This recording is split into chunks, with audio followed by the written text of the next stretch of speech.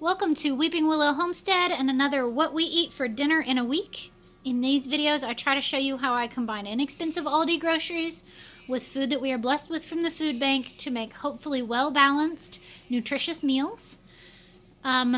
We as a family generally eat low carb because I have to for health reasons, and it's easier for me to just make one meal than several. But you'll see modifications to that, like sometimes I'll have zoodles where my family has noodles, or I'll make a cauliflower crust pizza for myself and they get a regular. So yeah, let's dive in and take a look what we're having tonight. It is Monday night and we are having big salads. This is a family favorite. Some people would be like, what? Your kids like salad? My kids love this meal. Partially because I let them pick and choose whatever toppings they want, and so it kind of puts them in charge. And actually my 10-year-old helped me make dinner tonight, so he cut up several of the vegetables. So we have obviously a bed of lettuce, and then with that I took 3 of the chicken thighs that we got from the grocery store today. That video will already be out. And I just sauteed those with a little bit of seasoned salt, nothing major. I kind of gently season them since you're going to put dressing on it anyway. Some of our favorite toppings are avocado. This is diced cucumber, diced cherry tomatoes, hard-boiled eggs. We also have raisins. My kids love raisins on theirs. I also have strawberries in the refrigerator, and I might bust out some strawberries because I love strawberries on salad. And then French fried onions is our alternative to croutons. I don't like croutons and I can't have them anyway because they're not low carb. This is not like super low carb. 2 tablespoons has 2 grams. I may actually have to watch this because it has wheat flour in it, and I'm having some issues with wheat flour here lately. So I may have to pause on that. I may have to find something else crunchy to put on my salad. But we like those instead of the croutons. They're a little bit easier for kids to eat and they have a great flavor. I also have some dressings. We've got some blue cheese, some ranch, some zesty Italian. I try to have at least a couple of dressings open at any given time. And then this is honey mustard, and it's homemade. It is 1 cup of mayo, a half a cup of mustard, and a half a cup of honey. And then you can also add like a dash of like a tablespoon or so of apple cider vinegar, and that kind of loosens it up so it's a little bit more dressing-like. Otherwise, it's more like a dip for chicken nuggets. So either way, it's delicious. But that's a nice, quick, and easy one. And I will put that recipe in the show notes in case you need it written out. So yeah, that's dinner tonight. This is a nice, quick, and easy one. It was like 15 minutes and done. So yeah, we'll see you tomorrow. Tuesday night, and we are having Taco Tuesday. And yes, paper plates, because we are going to camp out in the backyard for the next couple of nights, maybe 3, we'll see, depending on how the weather holds. It's actually hot today, and it's supposed to be again tomorrow and the next day. So we are busting out the tent for the first time this year, yay. So yeah, really simple tacos and taco salad for those that want. So yeah, that's Tuesday night. We'll see you tomorrow. It is Wednesday, and I went with an easy dinner tonight because we're eating out by the campfire again. So tonight we are having hot dogs. These are from Aldi. The buns are from the food pantry. Ketchup and mustard on those, and both of those are from the food pantry. Coleslaw, and all of those ingredients are from Aldi, I believe. And then deviled eggs. And those are ours. So yeah, a nice, quick, and easy Wednesday dinner. We'll see you tomorrow. Thursday night, and we are doing breakfast for dinner, which is a family favorite. For the kids, I did the Dave's Killer Bread into French toast with some whipped cream and strawberries, and I will come back around to maple syrup because there's a little trick to that one. And then some scrambled eggs and a sausage patty.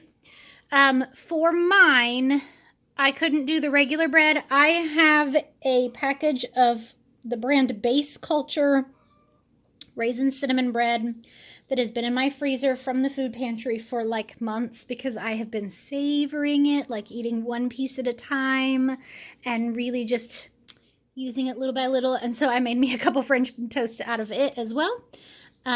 So as far as the maple syrup, I have had this box of stuff for a long time. It's an imitation maple flavor. On the back of it, it has a recipe. I changed it a little bit to decrease the amount of sugar and water to the amount of the maple flavoring so that it kind of made it a stronger flavor without it being quite so sweet.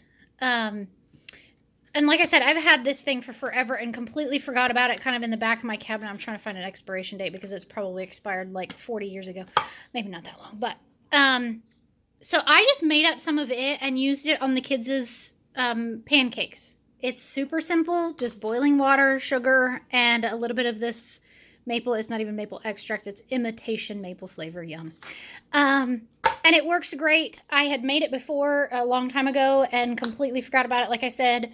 And I just made it and then put it into this salad dressing bottle. You could totally make that low carb because you could use a low carb sweetener and make it. I'm not a huge maple syrup fan, so I didn't want to, but to buy maple syrup, like the imitation maple syrup that's low sugar, is extremely expensive. Like a bottle like that size would probably be $10, if not more. And all you would be out would be the sweetener. So that's an idea on making an inexpensive fake maple syrup, because that's all that is fake maple syrup. So like I said, try it if you want it low carb. If not, this is also a great way of making maple syrup without buying the real stuff. Obviously, it's probably just as good as buying the bottled maple syrup, like the fake maple syrup.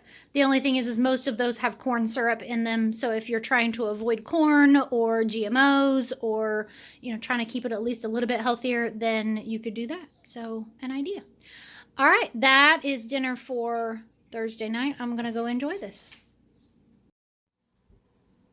All right, Friday night at our house means pizza night every week. Sometimes it's homemade, sometimes it's store-bought, sometimes it's a cross between the two. Tonight is a little bit of both, really. We had picked up a frozen pizza at Aldi's the other day, so we're having that. And my husband may or may not be home for dinner tonight or after dinner tonight. So that probably wouldn't be enough for, it might be enough for everybody. So I went ahead and got out. I had 2 more of the pita pocket in the freezer. So I just went ahead and made a couple of quick cheese pizzas with those as well, so that hopefully we have enough for dinner tonight and maybe even a little bit for tomorrow. We'll see. For me, for low carb, I just made some pizza chaffles. A chaffle is a cheese-based waffle. I know that sounds weird. There are a lot of recipes out there for them. This one was about 1 cup of mozzarella cheese shredded, probably 2 tablespoons of almond flour or coconut flour, or not coconut flour, cashew flour, 1 egg, and then I added in some Italian seasoning, some garlic powder, and then diced up some pepperoni and put in there. And then I just put that in the waffle maker, and you set a timer for 4 minutes and let it cook for that whole time. Don't peek. Don't, mess with it, because then it'll stick and it won't turn out as crispy. And I will just dip those, like I'll break them apart and dip them in pasta sauce. And that'll be my pizza. And yum, because it's crispy cheese. You can't go wrong. So anyway, that's pizzas. Sides, I opened up a couple cans of green beans and let those warm up, drained it, and then added in a little bit of bacon grease, some Italian seasoning, some garlic powder, and some salt to kind of make those Italian flavored, if you will. I have some jalapeno poppers. So this side is jalapeno poppers, this side is sweet poppers. I just make them all at the same time and freeze them. So you stuff them and freeze them, don't cook them. And then you bake them at 400 for about 20 minutes. And they turn out yummylicious. I didn't have bacon that time when I made them is the only problem, but that's all right. And then this is one of the bunches of purple asparagus that we got from the food bank the other day. And wah, wah, wah. It doesn't stay purple when you cook it. I kind of had a feeling going into it. I had never had the purple before. I kind of had a feeling going into it that it probably wouldn't, because I have grown purple green beans before, and they are green, or they're purple raw, but as soon as you cook them, they turn green.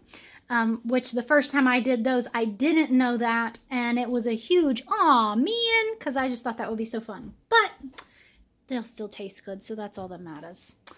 All right, so that is Friday night's dinner. We'll see you tomorrow night.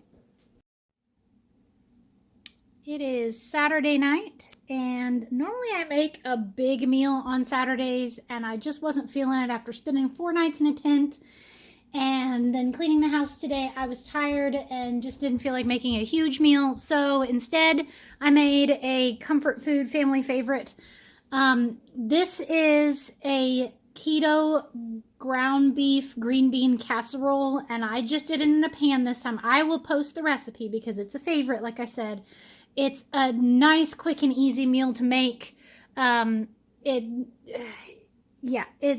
one that all of my kids will readily eat, which is saying something, because I have 5 kids, and there's one of them that's super picky. But it kind of has Swedish meatball vibes to it, just the meat and the creamy sauce and that kind of thing. And then I'm gonna serve it over mashed potatoes. And they may look a little funny because they are white potatoes. And then I took one of the packages of those spiraled sweet potatoes that I got at the food bank the other day and just dumped it on top while the potatoes were cooking and made what I call marbled mashed potatoes, because they kind of look like they're marbled, like a marbled countertop. So it's that mix of white and sweet potatoes. And that worked out great. I did it like part way through the potatoes cooking, because obviously the spirals are going to cook way faster since they're smaller. But yeah, that worked out great. So if you happen to get some of those at some point, that's a good option for it. This is also really good if you want to do it low carb. You could serve it over mashed cauliflower. I'm just not super hungry, and I will gladly eat a bowl of that with nothing else. The other option would be, it would be really good over rice or egg noodles. Either one would be really good. So that's kind of a way to bulk it up and make it go a little bit further. Because that's just a pound of meat, a couple of cans of green beans, or 1 quart of home canned green beans, and then the sauce stuff. So it's not like a massive amount of stuff. So putting it over mashed potatoes kind of makes it go further. But this is a really cheap meal. So yeah. All right. If you are new here, that is the end of my cook week. I don't cook on Sundays. I take the day off. I don't cook, I don't clean, I don't do laundry, I don't do dishes. I really, really try to take that day and rest and be in God's Word and spend time as a family. And yeah. So when we get home from church tomorrow, I pull out all of the leftovers from the week, and the kids get to pick and choose whatever they want. And any weird combination that they want. Some of them will pick all meats and other ones will pick nothing but vegetables, and that's fine. That gets the leftovers used, so there's very little food waste, if any. I really try not to waste any food in our house. And then on Sunday evening, I pull out a bunch of snacky stuff. Chips, crackers, cheese, dried meats, dried fruits, fresh veggies with dip. Like, think of like a charcuterie board. I just lay out all the stuff on the kitchen counter, and once again, I let the kids pick and choose whatever they want. Usually I throw in something desserty, like if we have any cookies or like gummy candies or something like that, I'll throw out. But they get to, like I said, pick and choose what they want, and on that night I even bust out paper plates usually. So yeah, that's it for the week. I will make sure that I post any relevant recipes in the show notes, including tonight's dinner. But yeah, thank you so much for watching these. I enjoy filming these, and I hope that you enjoy watching them. I hope you have a great day. Goodbye and God bless.